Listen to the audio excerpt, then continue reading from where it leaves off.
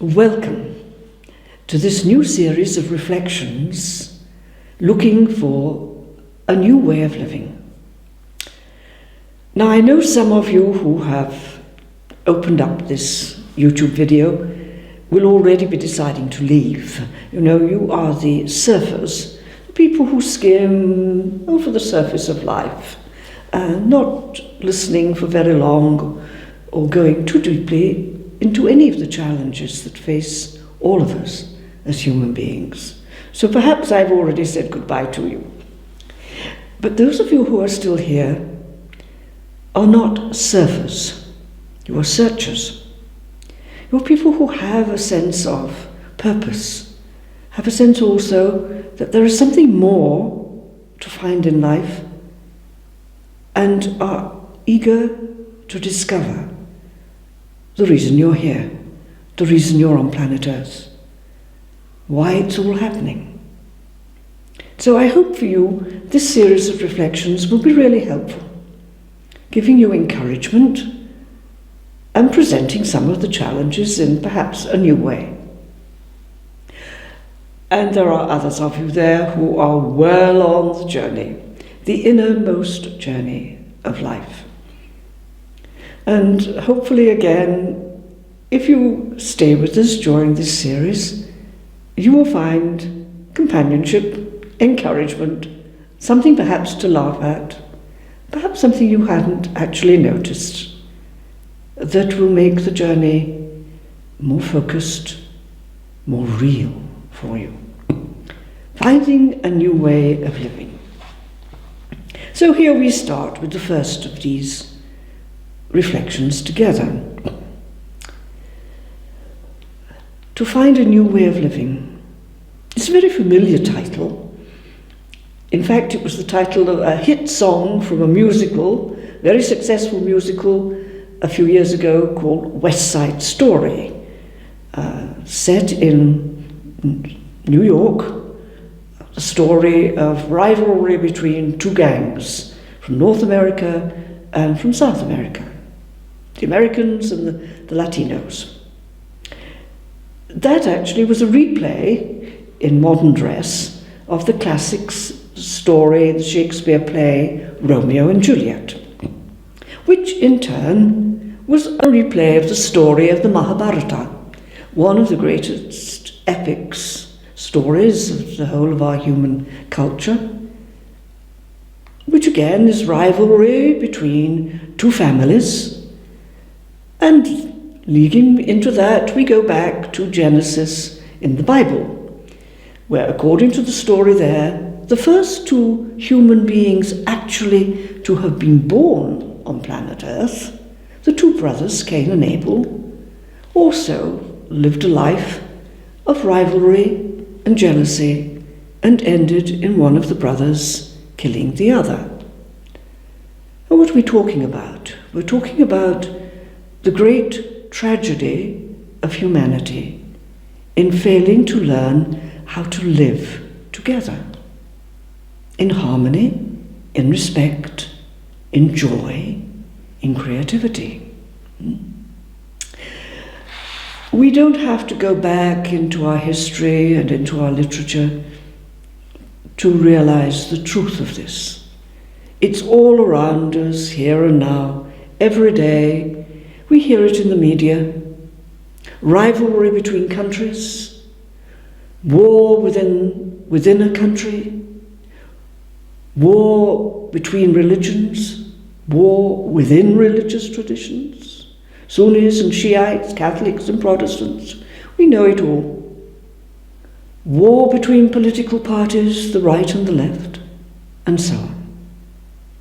The great tragedy that humanity on this planet has consistently failed to find a way of living together in harmony, with respect, as I said, and with joy. So, what is the difference now? Well, the difference now is that we've reached crisis point. We have been warned about this for at least the last 50 years, we've had warnings from many different people with different experiences. I'm thinking of one of the early Secretary Generals of the United Nations, a politician, Dag Hammarskjöld, and the warnings he gave us. Myriad warnings have come from the scientists. You may remember Stephen Hawking. Stephen Hawking, who, say, 50 years ago would have given us 100 years for humanity to sort out the problems it has, and then very quickly reduced that to 50 years, and then said, who knows if there's any time left. We heard it from the great spiritual leaders and the theologians, leaders like the Dalai Lama, theologians like Karl Rahner, who 50 years ago was telling us, either we become mystics or we will not be. Either we have to develop a new way of seeing, a new way of understanding, a new way of living. So it's crisis point, and this is the difference. And we can see it for ourselves. We don't need history, and we don't even need the media. We just look around and see what's happening where we live, where we work, the society we move with, the increasing destruction, violence, rivalry, ambition. It's there. The destruction too of the environment, of our natural resources. So humanity and our environment are at high risk at the moment. So this is what is new. The task, as Christopher Fry, the playwright, puts in one of his plays, the task is now soul size. What does he mean by that? The task is so great that it isn't going to be solved by summit meetings alone, by treaties, peace treaties or contracts or investigations or arguments among the negotiators round a table. It's going to take much more than our physical strength, our intellectual ability, our emotional passions. It's going to take something more, something that touches the deep essence of each human being. The task, in fact, is so great that most of us get frightened. We have a crippling sense of hopelessness and helplessness. What really can we do? Is it really possible for humanity to live differently, given our history, given our present reaction to each other? Others are so frightened that they just close their eyes and shut their ears and pretend that the reality is not actually there all around them. It's happening somewhere else. If a drone is not actually flying over my house, if my house is not actually being blown up by terrorists, or my wife or my children abused, then it isn't happening, or it's happening over there, so it isn't actually real. But then someday, the choice between a violent response and an outreach of compassion walks in through their own front door. So this is the situation, and this is where we are. Christopher Fry also wrote in the end of that play, The Prisoner, "It took so many billion years to wake, but will you wake, for pity's sake?" He's talking to humanity. 14 plus billion years. Isn't that a little long? No. This is the key to our problem. The sense of separation, of control, instead of being simply part of. reality? Is it all bad news? Are there no signs of hope? Is there no reason to be hopeful that we will find this new way of living, in spite of our many failures over the centuries, in spite of what seems to be the terrible failure of humanity in our world today? Well, yes, of course there are. You see them, I see them. Let me just take one from the situation we're in now, here in Central Europe. As you must know, because it is world news, Europe is facing a crisis of trying to cope with thousands, tens of thousands, tens of thousands, tens of thousands of people who are crossing the borders across Europe, trying to get to a place of safety and of refuge from the war and the destruction and the violence in their own countries. There are others who are coming further away, coming as asylum seekers for the same reason. We have others who are risking crossing the ocean, and many of whom are drowned, lose their lives, trying to reach a shore which will give them hope of a better way of life. So economic migrants, asylum seekers, refugees, pouring across the borders of Europe. So many, so quickly, that everybody is finding it very difficult to cope simply with all that needs to be done. But what you do find is a generous response of volunteers all over the countries. Oh yes, of course, the politicians are arguing, and yes, there are barriers being built here and there. But I have seen a lack of barriers in the hearts of many of the people here. I've seen them giving their time, their energy, making their homes and their skills available, bringing food and blankets and clothing, trying to bring encouragement and calmness and hope, bringing medical help to the thousands, the tens of thousands. Yes, there are signs of hope. Humanity can learn to live in peace and harmony together, can learn to share generously, not counting the cost. We see it also.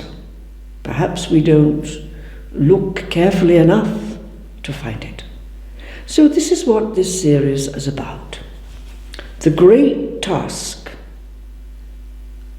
for me to develop my freedom to choose life and to choose it in all its fullness.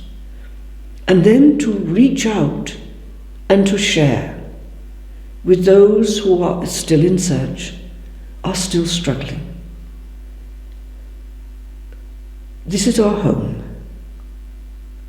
and we can make it a place of respect, peace, and joy, even with all our differences, all our diversity.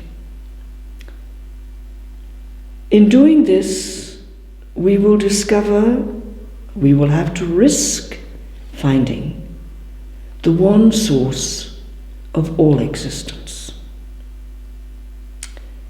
So that is what we're going to do in the reflections of this series. The basic question is, do I really want it? Do I really want this? Do I really want to be engaged in this search, in this adventure of living together, of finding the reason for our existence on this planet? Some of us would like it to happen, but we don't want to feel I have even a small part of the responsibility for making it happen. And if we do feel, yes, I do have a responsibility, but I'm not sure what to do, then hopefully the companionship of these series will help you, will help us all.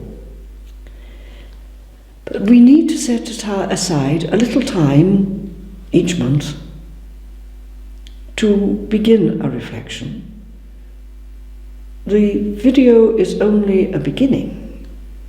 It's something to take away, think over, chew over, get out of it what is important to me, and also, as I said, share. Pass it on, hear others' opinions, hear their problems, their solutions. Then this will have a great value for all of us. What can we do now to begin? Well, until we meet again in the second part of this reflection series, why not just deliberately look for all the positive signs around you, the ones you see in your own life, in the supermarket, at the football match, at home, at work.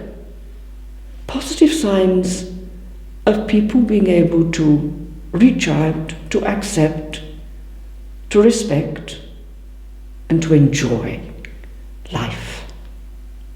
Look for the positive signs. Look for them in the press as well.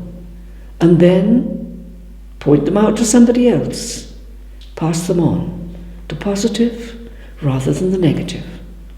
A small story I said about the asylum seekers, or the migrants, or the refugees.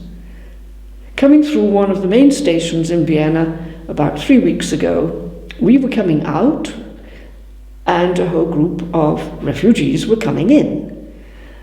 And one woman had a huge plastic bag, the bags that are used for collecting garbage, in which she probably had everything she could bring with her.